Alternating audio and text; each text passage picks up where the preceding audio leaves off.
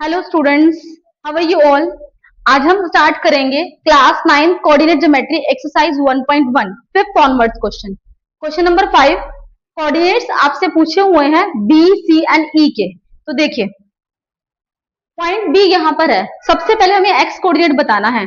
B x access के ऊपर बिल्कुल परपेंडिकुलर डिस्टेंस पे कहां तक जा रहा है। यहाँ पर जा रहा है, मीन्स मुझे एक्स कोऑर्डिनेट मिल गया -5 और बी जो है वाई एक्सिस पर कहां तक जा रहा है 2 पर। तो हमें वाई कोऑर्डिनेट मिल गया 2। तो इट मींस हमें कोऑर्डिनेट्स मिल गए बी के। कोऑर्डिनेट्स ऑफ बी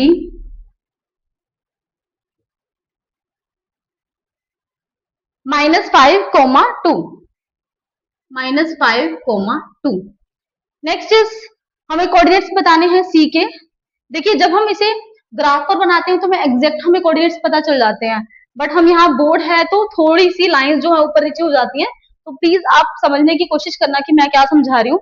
हमें सी के कोऑर्डिनेट्स बताने हैं। सी पॉइंट देखो एक्स एक्सिस पर कहां पर जा रहा है। अगर मैं डिस्टेंस इस तरह से बिल्कुल स्ट्रेट लाइन खींचती हूँ तो ये -2 पर जा रहा है। तो हमारा एक्स कोऑर्डिनेट हो गया -2 और ये वाई एक्सिस पर कहां पर जा रहा है -3 पर। तो कोऑर्डिनेट्स ऑफ सी हो गए, कोऑर्डिनेट्स ऑफ सी -2, -3, -2, -3। इसी तरह से हमें कोऑर्डिनेट्स ई के बताने हैं। ई के कोऑर्डिनेट्स क्या हुए, ई जो है एक्स एक्सिस पर जा रहा है 3 तक एंड वाई पर जा रहा है -1 पर। तो coordinates of E 3, -1। Is that clear?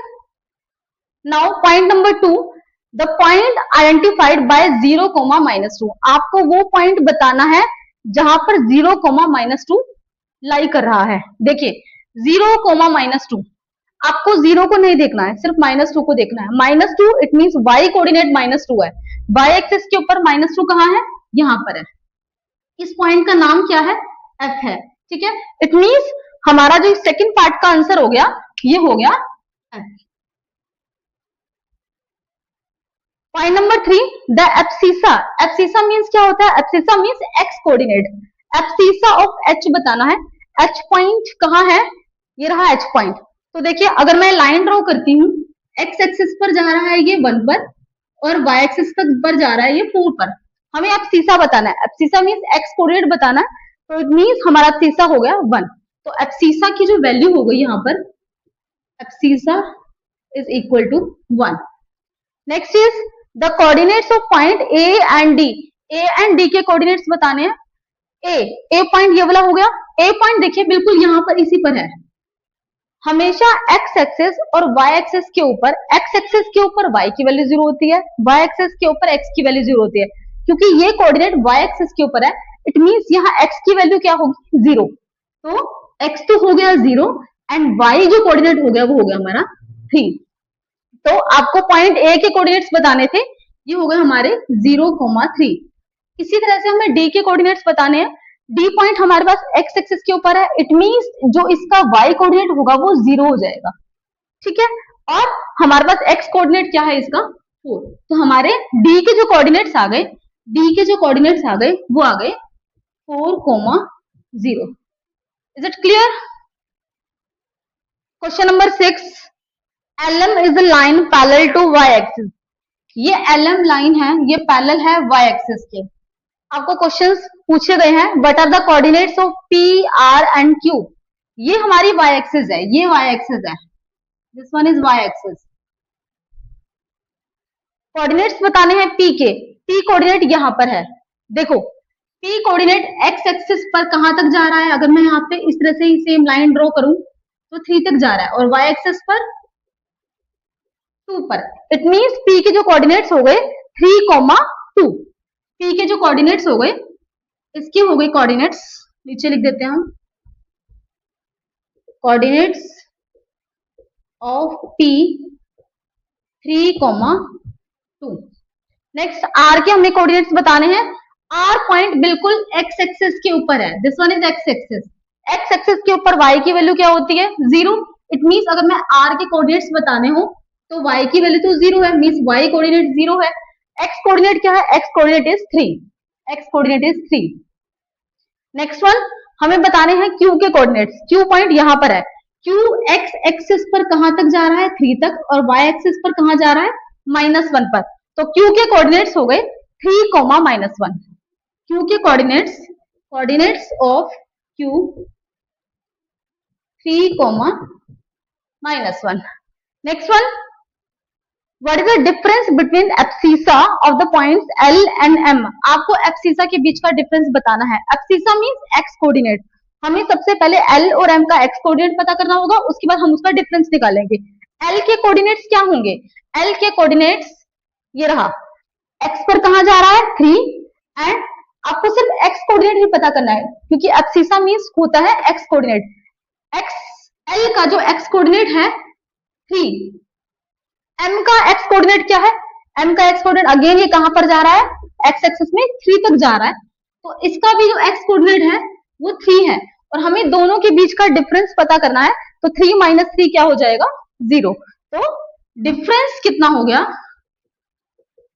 Difference between abscissa L and M is equal to 0. Is it clear? Question number 7. Write coordinates of vertices of a rectangle which is 6 units long and 4 units wide. आपको coordinates बताने हैं एक rectangle के जिसकी length हमें question में given है 6 units और विड्थ हमें क्वेश्चन में गिवन है 4 units. If rectangle is in first quadrant, सबसे मेन पॉइंट यही है कि हमारा जो रेक्टेंगल कहां बनने वाला है? फर्स्ट क्वाड्रेंट में। फर्स्ट क्वाड्रेंट मींस यहां पर बनने वाला है। It's longer side is on x axis, और लॉन्गर साइड मींस आपको ये जो लेंथ है 6 यूनिट्स है, आपको इसे एक्स एक्सिस के ऊपर लेना है। And one vertex is at origin, और जो उसका एक वर्टेक्स आएगा वो ओरिजिन पर आएगा, मींस आपको यहां से स्टार्ट करना है। एक वर्टेक्स को आपको यहां पर लेना है। 6 यूनिट्स इसकी लेंथ लेनी है और 4 यूनिट इसकी विड्थ आएगी। 4 unit width means Y axis के ऊपर आएगी, तो ये इसकी 4 यूनिट विड्थ है। तो यहां से लेकर यहां तक ये हो जाएगा 6 यूनिट्स, यहां से लेकर यहां तक 4 यूनिट्स, और आपको ये रेक्टेंगल ड्रॉ करना है इस तरह से। ये हमारा रेक्टेंगल ड्रॉ हो गया, ठीक है। नेक्स्ट हमें बताना है कि आपको इन चारों पॉइंट्स के ना कोऑर्डिनेट्स बताने हैं। तो देखो सबसे पहले तो हमारे पास ये 0 है। 0 के कोऑर्डिनेट्स आप सभी को पता है, ये क्या होते हैं? 0, 0। नेक्स्ट आपको कोऑर्डिनेट्स बताने हैं 6 के, क्योंकि एक्स एक्सिस के ऊपर है, तो x की वैल्यू 6 हो जाएगी और y की वैल्यू हो जाएगी 0। इसके कोऑर्डिनेट्स बताने हैं। आप इनकी नेमिंग भी कर सकते हो। O, इसकी नेमिंग कर दो A, इसकी नेमिंग करो B, और इसकी नेमिंग करो C। तो आपको B के कोऑर्डिनेट्स बताने हैं। देखो B x एक्सिस में कहां तक जा रहा है? 6 तक, और y एक्सिस में कहां तक जा रहा है? 4 तक। तो 6, 4 इसके कोऑर्डिनेट्स हो गए।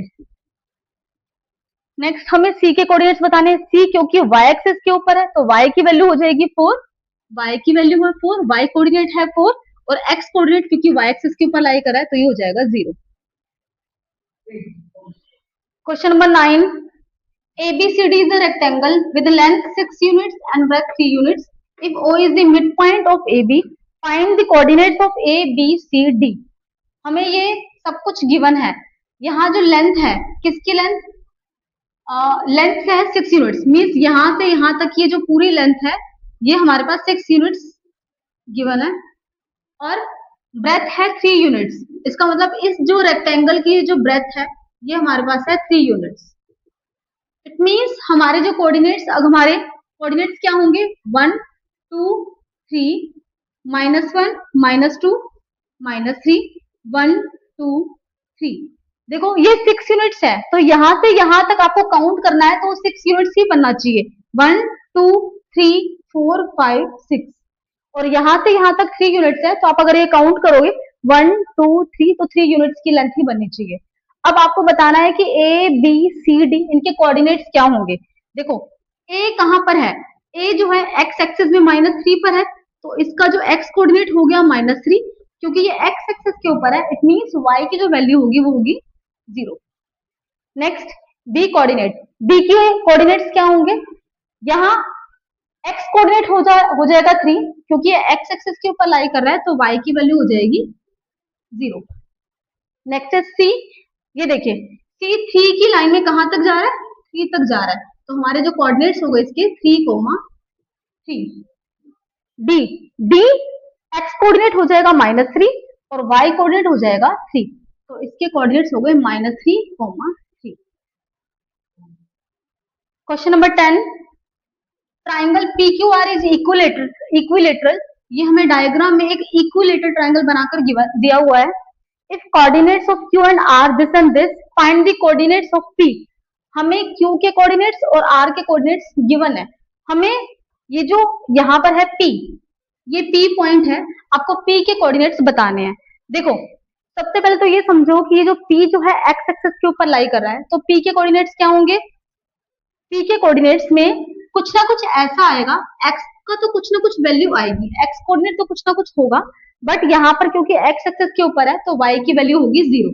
तो मुझे वाई कोऑर्डिनेट तो मिल चुका है, मुझे बेसिकली एक्स कोऑर्डिनेट्स निकालना है। कैसे फाइंड करेंगे, देखो सबसे पहले देखो कि यहाँ से यहाँ तक की डिस्टेंस क्या है 2 यूनिट्स, और यहाँ से यहाँ तक की डिस्टेंस क्या है 2 यूनिट्स। अगर आप नीचे की साइड में जा रहे हो, अगर आप ये बोलोगे यहाँ तो -2 है, तो डिस्टेंस मैंने आपको इंट्रोडक्शन पार्ट में ही बताया था कि डिस्टेंस कभी भी नेगेटिव नहीं होती है। मैं थोड़ा सा आगे चलूं या थोड़ा सा पीछे चलूं तो आपको पॉजिटिव में ही बोलना है उसे, क्लियर। तो डिस्टेंस हमेशा पॉजिटिव में ही काउंट होगी। तो यहाँ से यहाँ तक की 2 है, यहाँ से यहाँ तक की 2 है, तो हमारे पास टोटल डिस्टेंस कितनी हो गई, क्यू आर 4 यूनिट्स हो गई। तो देखो सबसे पहले हम इतना ही काम करते हैं। तो हमें ये जो पॉइंट है ये ओ पॉइंट है, हमें पता है कि ओ क्यू है, इसकी जो डिस्टेंस है, distance of O Q is equal to 2 units and distance of O R also 2 units. तो ये जो टोटल डिस्टेंस हो गई क्यू आर, ये कितनी हो गई, distance of Q R 2 + 2 4 units. हमने जाना कहाँ है, सबसे पहले तो ये समझो हमें ओपी के डिस्टेंस निकालनी है, क्योंकि जो ओपी के डिस्टेंस होगी वही हमारा एक्स कोऑर्डिनेट होगा। तो क्यू आर के डिस्टेंस मैं निकाल चुकी हूँ, क्योंकि मुझे ये पता है कि जो हमारा जो ट्राइंगल है वो इक्विलेटरल ट्राइंगल है। अगर ये हमारा 4 है, ये हमारा 4 है, ये 4 यूनिट्स की है, तो ये भी 4 यूनिट्स की होगी और ये भी हमारी 4 यूनिट्स की होगी। तो देखो मैं चल रही हूँ इस ट्राइंगल में ओ पी क्यू में, तो इन राइट ट्राइंगल, राइट क्यों होगा, क्योंकि हमेशा ये जो लाइंस होती है हमेशा ये परपेंडिकुलर डिस्टेंस पर ही होती है, तो यहाँ पर 90 डिग्री का एंगल बनेगा। तो in right triangle QOP, QOP मैं पीजीटी लगा रही हूँ, बाय पीजीटी पाइथागोरस थ्योरम, वो क्या होती है, h square is equal to h का square is equal to b square plus p square. h कौन सी लाइन होती है, जहां पर 90 डिग्री का एंगल बन रहा है, उन दोनों लाइंस को छोड़कर आपको ये भी नहीं लेनी और ये भी नहीं लेनी, बाकी की जो तीसरी साइड होती है वो हमारी h होती है, तो QP हमारी h बनेगी, और जो QP की जो लेंथ है वो कितनी है 4 यूनिट्स, तो ये हो जाएगा 4 स्क्वायर।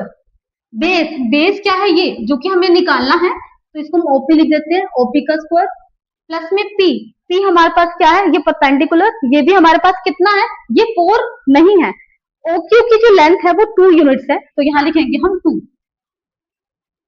का स्क्वायर। ये जो 4 है ये क्यू से लेकर आर तक की डिस्टेंस थी, यहां से मुझे ओपी फाइंड करना है, तो ओपी को यहीं पर रखो और इसे यहां लेकर आ जाओ, तो 4 का स्क्वायर माइनस 2 का square that is 16 minus 4 is equal to OP square, 16 minus 4 12 is equal to OP square. OP square की वैल्यू 12 आ गई, स्क्वायर हटाएंगे तो हम यहाँ रूट लगाएंगे, मेरे पास थोड़ी सी यहाँ जगह है तो मैं यहाँ कर रही हूँ, स्क्वायर हटाएंगे तो वहां रूट लगाएंगे, अंडर द रूट 12 का रूट निकालो,